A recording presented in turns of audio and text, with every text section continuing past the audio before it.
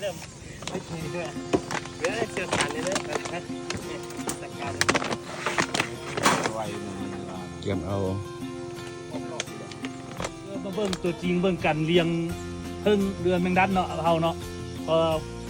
คือเพิ่นเขาจะเอิ้นเพิ่งเนาะแต่เฮานี่เอิ้นแมงดันพอเพิ่งเฮามันจะมักเฮ็ดยาวลงเนาะมันจะบ่เฮ็ดออกไปทางข้างมันจะเฮ็ดยาวลงเนาะแต่เฮาเฮ็ดเป็นสันนี่เพื่อว่าเฮาคู่สันเพิ่งแล้วก็ต่อลงสันลุ่มนู่นมันขึ้นเนาะนะ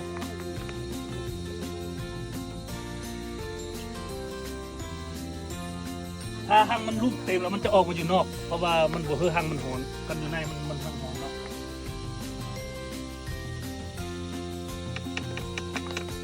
เขาจะเฮ็ดหู2หูเดี๋ยวนี้เพื่อสังเกตว่าน้ำเพิ่งมันมากบ่มากบ่เนาะเพื่อสังเกตเห็นตัวครอบตัวนี้มันใส่ตัวนี้ถ้าบ่มีตัวนี้มากวบไว้นี่นึ่งแล้วมันจะมาอยู่อันลืบนี้เพราะว่ามันขึ้นมาตีบ่ได้แต่เราต้องไปใส่ความเพื่อให้มดมันตีอันที่2มันเวลาเขาจะให้อาหารเสริมเขาจะมาให้อยู่นี่ใส่จานบ่เอาจานหรือจานมันเอาจานของรังตรงนี้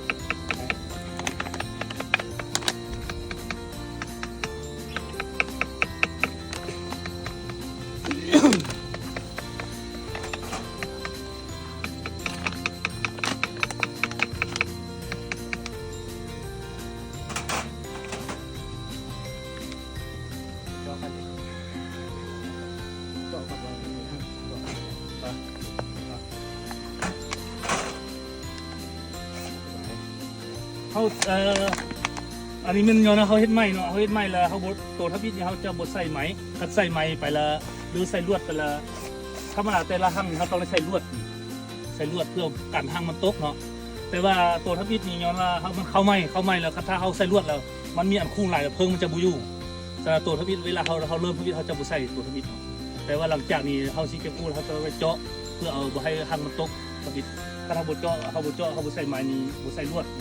ทางมันจะตกเนาะแต่อันนี้เขาจะเจาะใหม่ๆก่อนแต่ว่าหลังจากนั้นเราเขาใส่ตัวลวดไปแล้วเขาก็บริเจาะอีก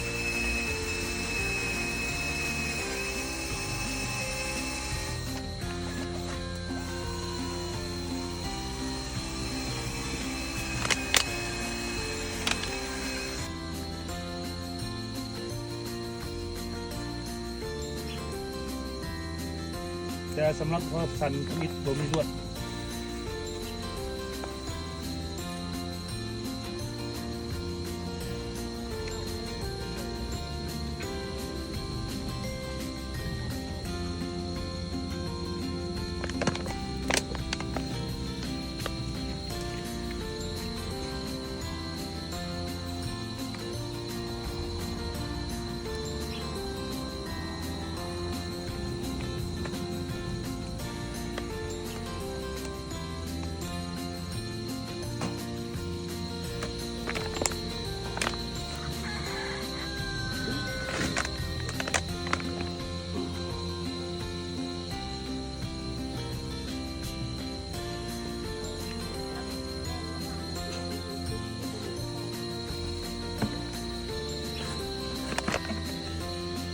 ปั่นซีม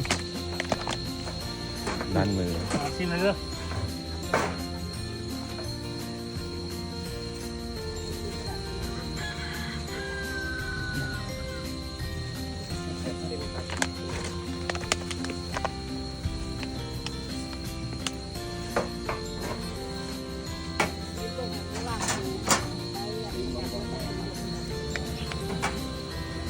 พอมาใกล้ก็บ่เป็นอย่างละเพราะว่า